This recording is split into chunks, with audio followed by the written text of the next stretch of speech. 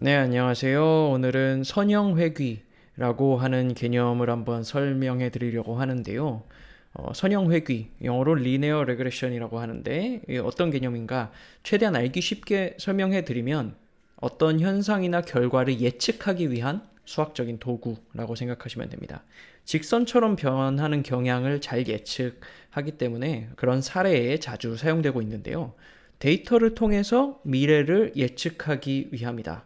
라고 이해해 주시면 될 것 같아요. 머신러닝을 배우시는 분들은 아마 잘 아실 거예요. 가장 기초적인 방식이라 초반에 배우게 되거든요. 근데 선형회귀라고 하는 글자에서 선형, 선의 형태다라는 건 이해하실 수 있지만 회귀라는 걸 조금 헷갈려 하실 수도 있는데 그래서 회귀에 대해서 간단히 설명해 드리고 넘어가겠습니다. 역사가 굉장히 오래된 관측 도구, 예측 도구라고 보시면 되는데요. 첫 탄생은 1800년대까지 넘어갑니다. 그 당시 이제 이탈리아 천문학자 쥐세페 피아치라고 하는 천문학자가 세레스라는 소행성을 발견합니다. 이 소행성의 경우에는 태양계에서 처음 발견된, 태양계 내부에서 처음 발견된 소행성이었기 때문에 발견 가치가 컸지만 40일밖에 관측하지 못했어요.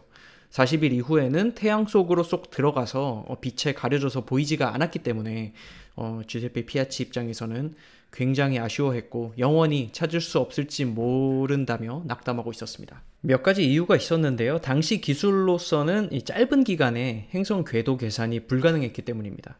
그때 이제 구원투수로 등장한 사람이 바로 가우스였습니다. 24살의 젊은 수학자였던 가우스는 최소 제곱법이라고 하는 방식으로 행성이 회귀할 위치를 예측하게 됩니다.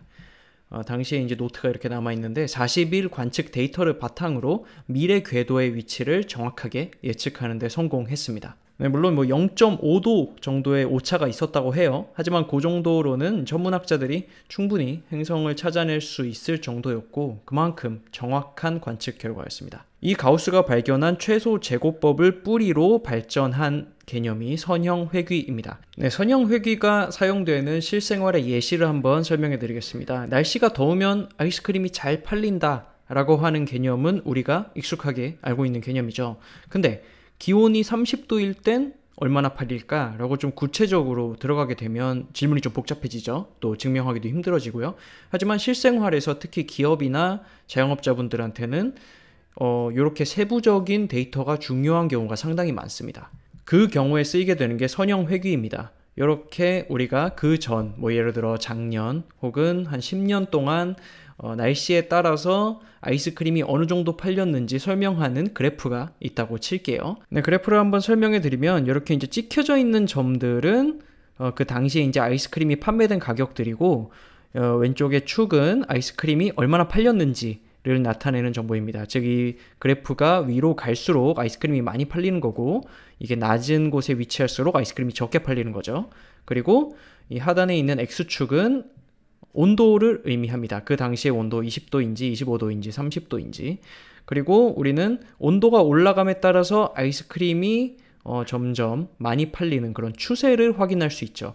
이 추세에 대한 그래프를 그리는 게 바로 선형회귀입니다. 즉 이 그래프에 모두 수렴되진 않지만 적어도 이런 추세를 가지고 상승하는구나 라는 그런 예측에 도움을 얻기 위한 도구라고 보시면 됩니다. 즉 데이터들이 직선으로 회귀하는 경향성을 예측하는 거고요. 예를 들어 여기서 구체적으로 방금 전에 이 선형회귀 그래프를 기반으로 30도일 때는 어느 정도가 팔릴까 한 요 정도, 네, 한 120, 110, 112 정도 아이스크림이 팔리게 되겠구나 라고 예측할 수 있도록 예측을 도와주는 수학적 방법인 거죠. 이해를 위해서 조금 수학을 더해보면 이렇게 이 선형회귀 그래프를 그려내는 걸 이렇게 공식으로 표현할 수 있습니다. fx 그래프가 나오겠죠. 선형회귀의 경우는 곡선이 아니기 때문에 이렇게 1차 방정식으로 그려지게 됩니다. w를 우리가 weight, 가중치라고 부르고요. b는 bias, 그래서 편향이라고 부르게 됩니다. 우리가 중학교 수학 정도 되면 이해할 수 있겠지만 이 W를 통해서 이 직선의 기울기가 결정이 되고요. 이 B, 바이어스 편향을 통해서 이 Y축에서 어느 정도부터 시작을 할지가 결정이 되게 됩니다. 조금 이해하시기 어려울 것 같아서 제가 시각화 자료를 하나 만들어 봤는데요. 예를 들어 이런 식으로 지금 이 선만 없애고 요 점들이 저희가 추세를 파악해야 하는 데이터들이라고 생각하겠습니다. 예를 들어 이 데이터셋이 좋겠네요. 지금 여기 1, 2, 3, 4 데이터들이 있고요. 그 데이터들마다 y축은 지금 3값, 5값, 4값, 그리고 여기는 7값 정도 가지고 있죠.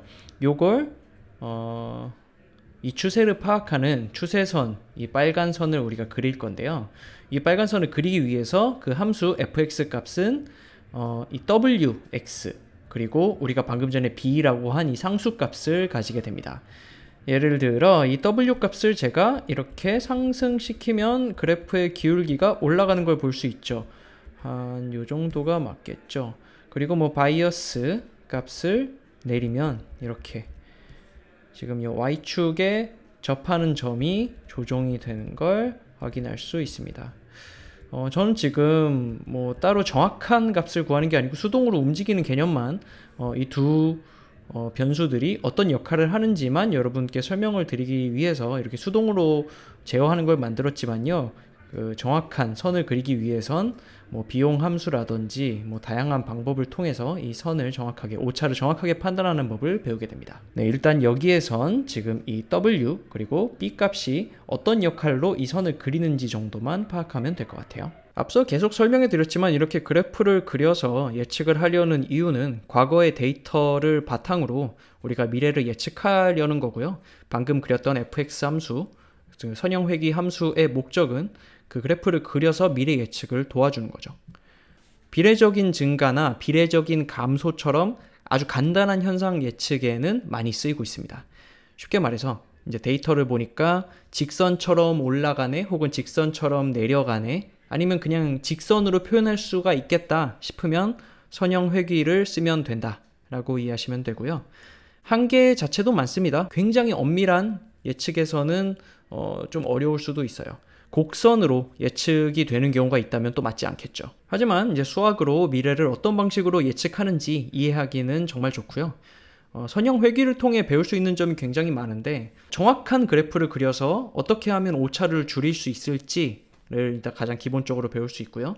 데이터를 설명하는 그래프를 그리는 법도 마찬가지로 배울 수 있고 모델이 실생활, 실결과와 잘 맞는지 평가하는 법도 배울 수 있게 됩니다. 이렇게 단순히 추세선을 그리는 그래프처럼 보일 수 있지만 결국 모든 머신러닝은 적절하게 그 추세를 보여주는 함수를 찾는 거 그게 목적이거든요. 그래서 어떻게 보면 가장 기본적인 머신러닝 방식을 이 선형회귀를 통해서 이해할 수 있다고 볼 수 있습니다. 요약을 하면 선형회귀는 결과의 경향을 나타내는 선, 그 선을 통해서 미래를 예측하는 것이다 라고 한마디로 설명을 할 수 있을 것 같고요. 더 많은 내용을 다루진 않겠습니다. 더 깊게 알아보고 싶으신 분들은 비용 함수나 경사하강법이란 걸 검색해 보시면 어떻게 이 정확한 구분선을, 정확한 추세선을 그릴 수 있는지 배우실 수 있을 것 같고요. 그 이상으로 더 설명하면 영상이 길어질 것 같아서 추가로 학습하시고 싶으신 분들은 비용 함수 정도 검색해서 공부하시면 좋을 것 같아요. 여기서 영상 마치도록 하겠습니다. 감사합니다.